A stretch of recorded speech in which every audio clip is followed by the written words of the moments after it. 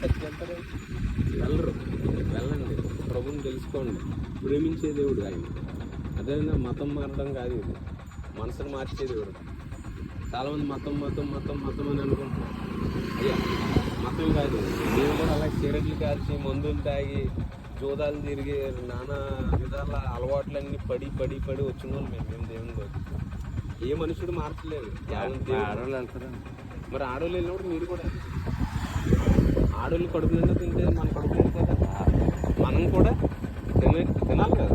మనం తింటేనే మన కడుపు నిండుతుంది. వాళ్ళు సంతోషం కొద్ది వాళ్ళు వెళ్తున్నప్పుడు మనం కూడా వెళ్ళాలి కదా. మనం కూడా మారాలి.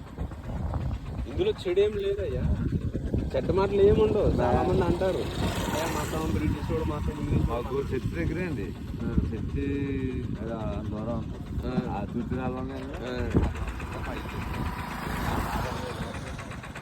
అక్కడికి వెళ్ళడం అదే ఇళ్ళకి వెళ్ళింది వేరు, అది తినడం వేరు. అది ఇందులో అన్నం ఉంటే సరిపోదు కదా. అది మనం తింటేనే మనకి కడుపు నిండి. తప్పేం కాదు. మన పరిస్థితులు మారితే మన బ్రతుకు మారుతుంది, మన జీవితాలు మారుతాయి, మన ఆలోచన విధానం మారుతుంది.